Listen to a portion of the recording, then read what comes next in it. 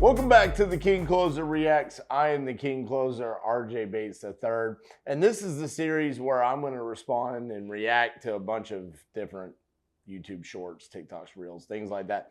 But before we do that, I want to tell you guys a funny story. So you guys remember Pardon the Disruption, that podcast that I used to do with Steve Train, Chris Jefferson, and my buddies. And well, Steve decided that us doing Pardon the Disruption hurt his algorithm on his original YouTube channel, Disruptors. So he created Pardon the Disruption YouTube channel. Well, I gained access to that channel, and I like to play my videos on all the different computers in the office because, you know, got to get the views up. So the other day, I had a video that was playing, well, we were watching it from the Pardon the Disruption channel. Now, what's funny is I do this all the time, and so there's the same ads that play over and over and over again, right? And you guys probably see them. You know, every other ad is Pace Morby, you know, sub 2. And then, you know, there's some other little miscellaneous wholesale ads because that's the world that I'm in. Well, funny enough, the other day when I was watching Pardon the Disruption, the ad that popped up was for erectile dysfunction. I don't know. Make that out to however you want. Let's get into the first video. The biggest deal I've closed, I made $250,000 in a day, wholesaling real estate, right? We had a young lady, not young, she was older than me, but we had a lady, she was looking to sell 4 assets that she had in her portfolio. So this is a portfolio deal, right? Portfolio deal is when someone owns multiple properties under their entity or whatever, right? Okay. She wanted to sell these 4 properties to get into salon suites, right? So she sold those 4 assets, right? We sold them to a third-party company, actually a hedge fund out of New York, right? We sold it to a hedge fund out of New York, and we made $250,000 that day. So biggest deal I've done as far as on the single-family side would be that. Mm-hmm. Hey, $250,000 on a little 4. It wasn't like a massive portfolio. It was just 4 properties. That's a banger of a deal right there.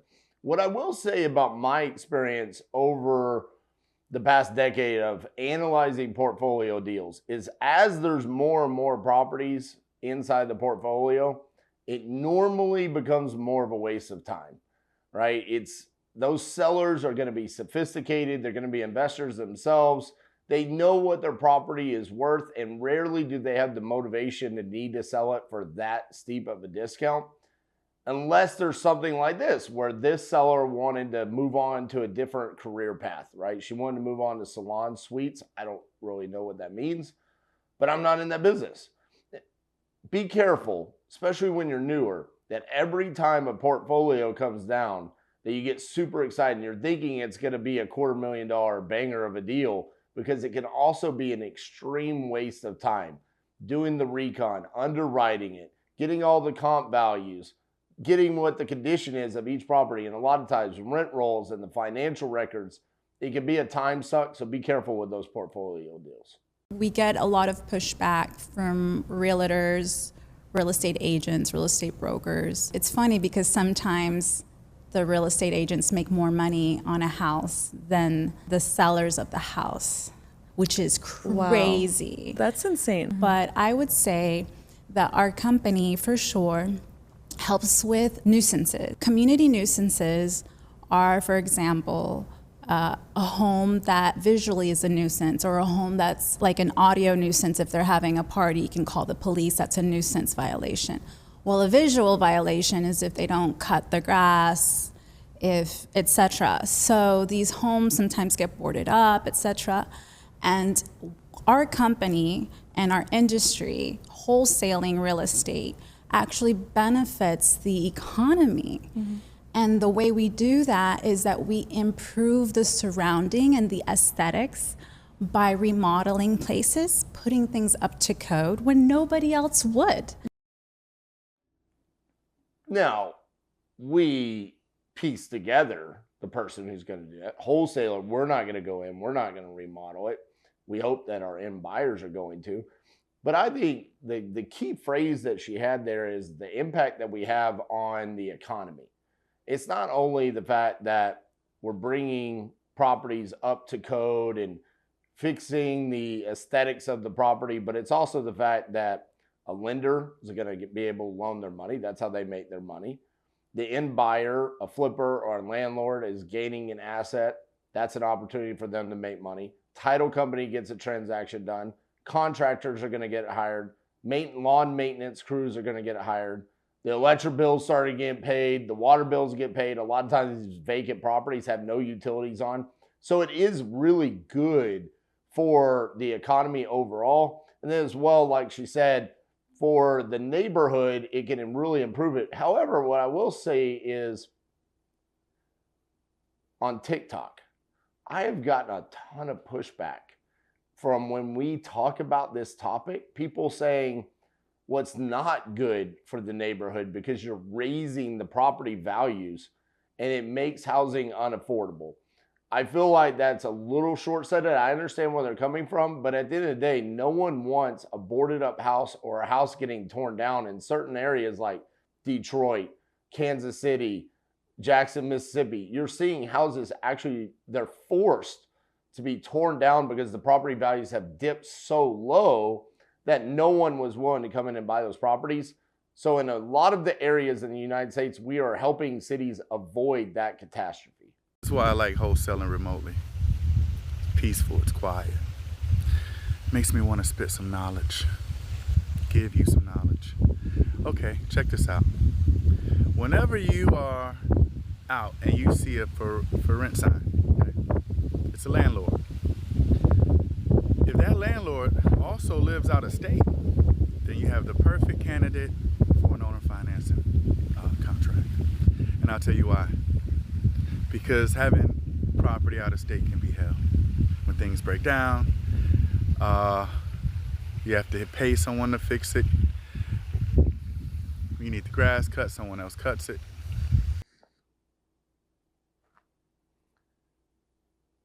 Insurancy of gonna get. What am I looking at? AI gone wrong. Hold on. Let's finish spitting. Or you give your money to a property manager. This fucking button. Okay. To a property manager. And then they pay that. But you give up 15% of your money. Anyway, so right now that person pays for insurance, taxes, and maintenance. So I don't know how much of the rent they actually keep. Okay. But they are settled in accepting payments every month. You need. Brother, this has to be one of the worst reels ever created. I'm not bashing on a guy. I don't know him, but Jesus Christ. If I ever post something like this, y'all please roast the absolute fuck out of me, okay? Like, one, what's happening with that button? Why are you even trying to do it? No one does the top button, bro. No one. Second, you're going to spit some knowledge because wholesaling is peaceful. And then he starts talking about seller finance. And then we're talking about if you see a for rent sign and the seller is out of state, that's a perfect seller finance. Why? Why? How does this make it a seller finance deal? I'm waiting to get spat on. When is the knowledge coming? Let's just assume that today I decide to go on the MLS and pay full market value for a property with a loan. I'm going to use Jeremy Dimmers, a lender that I use, good buddy of mine. And I'm going to go pay full market value to buy a property because I want a tax write-off in Birmingham, Alabama. And I put a for rent sign. And now you, because you have been spat on with knowledge from this reel, call me and say, I would like for you to sell or finance this. No. One, I can't.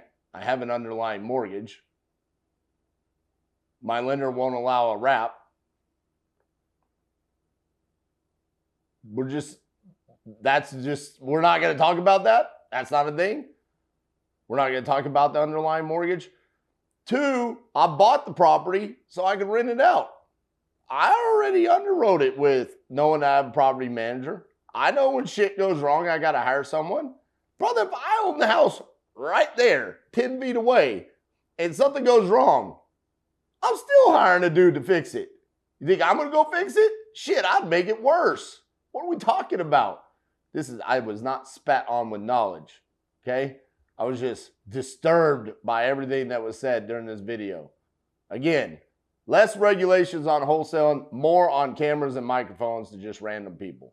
There's a million different ways that you could actually start wholesaling with no money, but the truth is most of them sound good on YouTube but don't get beginners actually far. So let me break down the 2 methods that I know for a fact will get you a deal as long as you are consistent with them. Number 1 is old rental listings. These are going to be tired landlords who cannot get a property rented. Every single day that that property sits vacant, it is costing them money. And you don't need a paid tool for this. You can literally head on over to Zillow, set it to for rent, and set the actual filtration on the dates to 36 months plus. And as you can see, you'll start to see listings that were 145 days plus. There are plenty of options. And the longer it's been sitting, the more likely they are to selling at an actual discount. I've literally had landlords in the past pick up and tell me that they were happy that I actually offered this to them because they were just entirely done with the property. And if you guys want higher volume, the second option is going to be a bit more of a grind, and it's simply cold calling lists yourself. It's the highest volume free method if you're calling county data, but it requires many hours. The catch here is really stamina, but if you're brand new, these 2 give you the most realistic shot at actually landing your first deal. All right, so I love the first option there, going on to Zillow, finding those for rent properties that have been out there forever. But unlike the last video, we don't call them and say, hey, will you sell or finance? We just say, you want to sell it. How much you want for it. Make that cash offer, okay? We don't have to just jump into creative finance because it's sexy nowadays. Cash offer is still the sexy beast out there. It's where all the deals get done. This guy knew what he was talking about. I do enjoy the tips that he gave there. The second one where he was talking about pulling the list, cold call and whatnot. He is right. It takes stamina. You know, a lot of people say that you gotta do that to really earn get your reps in and build up the skill set.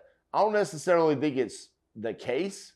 I don't think you have to go out there and get those reps in, but if you don't have any money, that's absolutely a great way to go get deals. I like the first one a lot better than the second one. I think it's going to lead you to getting that deal faster than the second one. The only other feedback that I give this kid is less words.